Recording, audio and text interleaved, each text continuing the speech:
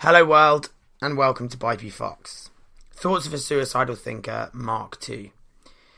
This should hopefully be slightly less heavy than the first episode, but just as a bit of context, this was actually written the day after the last recited piece was written, and I wrote it on the 28th of December 2019, and it's called The Joker. He is vicious, violent, veracious and unkind. He pokes his head from round the unlit corners of doom that fill the entirety of the entity you call life. He laughs and cries and poses the question why. It's dark for days. He lets the light in, and before you wake you know the pain regains. They will see the improvement, followed by the darkened innards. It's not plain sailing. You're good, you're bad. You can't laugh, but then it comes. The smile as wry as microwave meals. You can't see me inside. You never have. If you see positivity, know that it's strength. Making everything okay is not the change. The change is consistency. Remember that the push and pull is a greater fate than suicide. That would be the easy way, believe me. That would end the pain, strain, complaints of feeling this way. Just one step in front of the train switches off the brain. Just one jump from the hill makes it all still. Just one shot and everything is forgot. I promise you, the strength is there to not do it. You see strength in a smile, but know that it's ripped to shatters on the inside. You can't hide.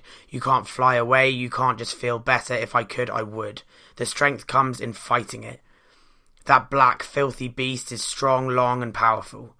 It seeps the light from your soul, leaves you breathless and forces you to the dirtied ground of which you stand. To smile is a victory, but it's not the best of me. Consistency brings the light back that you've lost for months. It's coming, but the beast plays before its feast. Once it's bored, you're back to the norm. It's coming. I can feel it, but the true feeling is yet to be felt. These were the cards you've been dealt. Get on with it. Again, for the record, similarly, and I think this is going to be the way that I recite all of these pieces, I actually haven't read that back for quite some time, and I didn't actually practice, so it's just a case of, the reason for that is just to keep the recital quite raw, and for me to be able to tap into the emotion that I was feeling when I actually wrote it, and actually, you know, on reflection, reading that back, it is raw. I think one of the most important things to think about when we think of suicidal thoughts is that actually they are just thoughts, and as much as everything in your mind and being and soul is telling you that you should end your life, there's still bits of that recital that essentially is saying, this is what I'm being told by my brain, but I'm not going to do it. And I think, you know, from my sort of reflection, I think that for me, that's more just, that was an insurance for me. I actually said to a friend last night that the insurance for me to not go ahead with ending my life was telling people. But actually this writing process was very therapeutic for me, and actually just reading it back, it's very interesting. So I want to keep these a bit shorter, and a bit more upbeat, if that's possible. But essentially, I just wanted to add a few little bits, to say that, not interestingly, I think we have to look at suffering in a different way. I think it's important to realise that actually a lot of people suffer in life. I mean, a lot of life is suffering, in many different forms, albeit, you know, most people in life will everyone will go through grief. Everyone will go through, for example, the anxious feeling of getting ready to go into an exam at school, or meeting a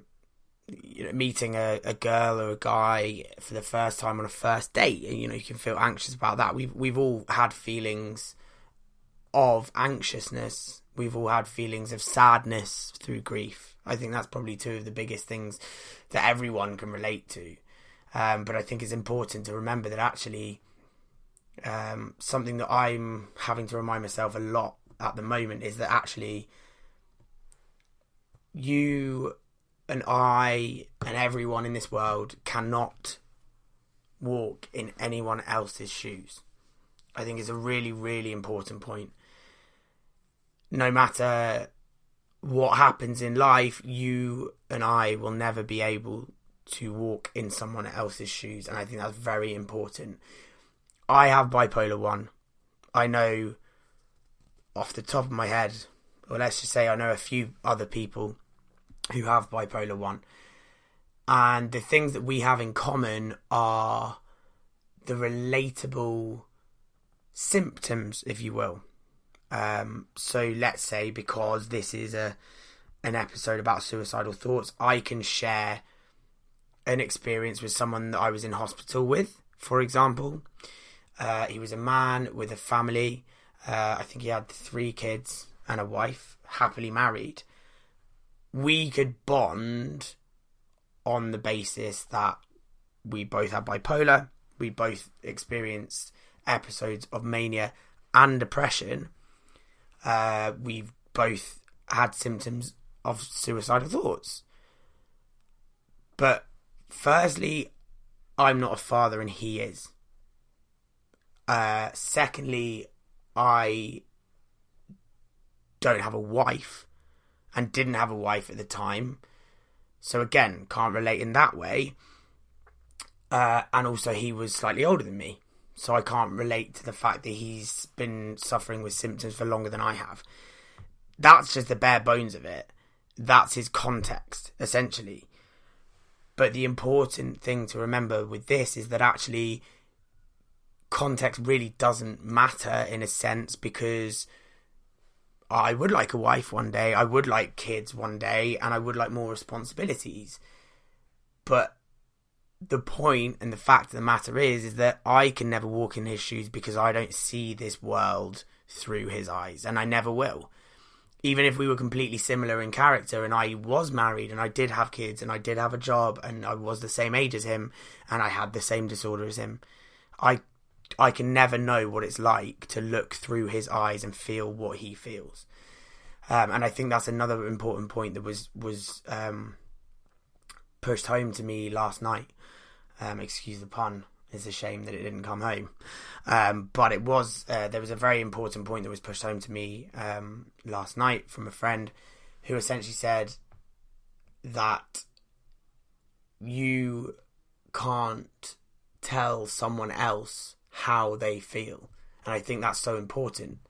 Again, we could have had very similar experiences in life and we could have both experienced depression at times, but I don't know what it's like for that person to be depressed because it's different for everyone. So I think that's really, really important to remember, that actually suffering, if you're suffering to a point of debilitation where you cannot do the things that you want to do in life, it doesn't matter what that symptom is. And I think that's important too.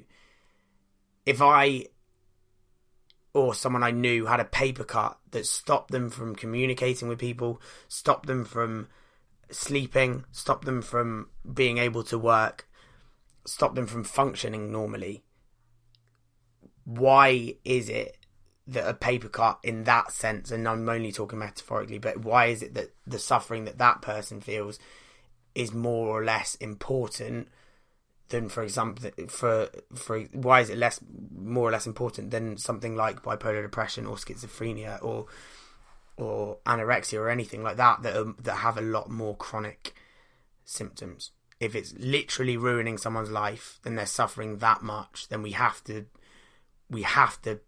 address everyone on the same page. So anyway, that, I think the most important point is from this is pain is incomparable. And just remember that none of us know what anyone else is going through. But anyway, I hope you're having a great day, guys. Keep smiling and stay good.